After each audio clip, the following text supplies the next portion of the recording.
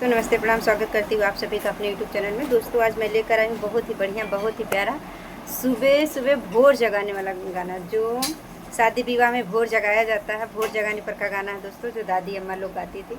आज मैं भी वो गाना लेकर आई हूँ। बहुत लोग ये गाना सुने होंगे, जानते होंगे, गाते होंगे, फिर भी मैं अपने चैनल के माध्यम से आप लोग को सुनाना चाहती हूँ। हमारा गाना जैसा भी लगे कमेंट बॉक्स में बताना। हमारे चैनल को सब्सक्राइब नहीं किया तो सब्सक्राइब करना, वीडियो को लाइक करना, कमेंट करना, शेयर करना, फुलवा से सपोर्ट करना। और दोस्तों, सुनते हैं भोर जगाने का गाना। भोर जगाते हुए नानी अम्मा दादी लोग कैसा गाना गाती है, वो वाला गाना आज हम लेकर आए हैं। निमिया कौने गुना शीतली बायार, पलैया गुना हरियरी बाटू हो।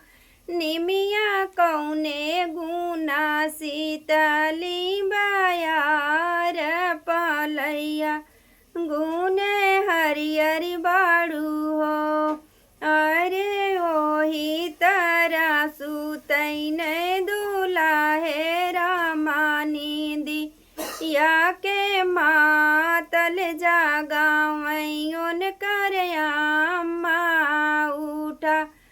पुत बिहान धरा मामा के जूनी बहनी हो।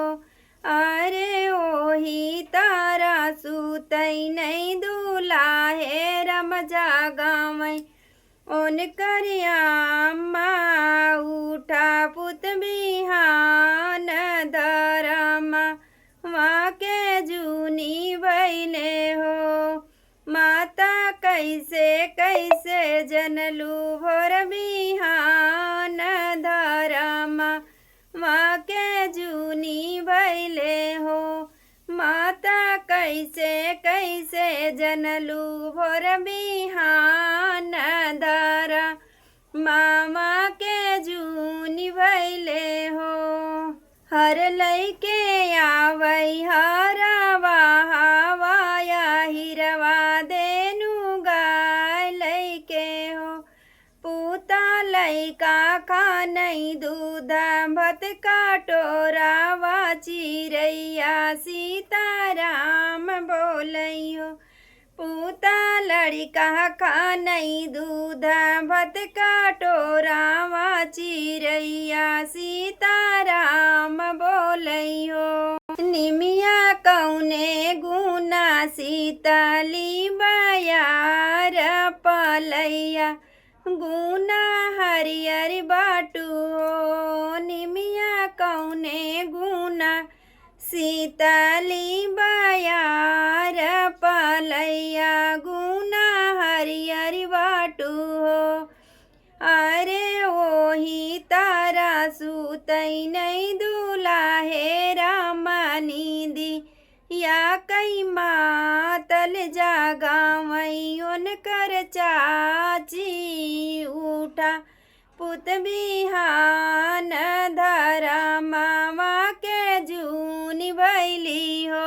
अरे ओही तारा सुतल दुलाहे रामानी दी, या के मातल जागावई उन कर चाची उठा।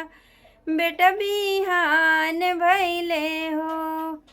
चाची कैसे कैसे जनलू भोर बिहान धरमा माँ के जूनी भैली हो। चाची कैसे कैसे जनलू भोर बिहान धरमा माँ के जूनी भैली हो। हर लैके जाला हरवा हवाया हिरवा देनु गाय लैके हो। पूता लड़का खाले दूध भत काटोरावा चिरैया सीताराम बोलै हो। बेटा लड़का खाले दूध भत काटोरावा चिरैया सीताराम बोलै हो।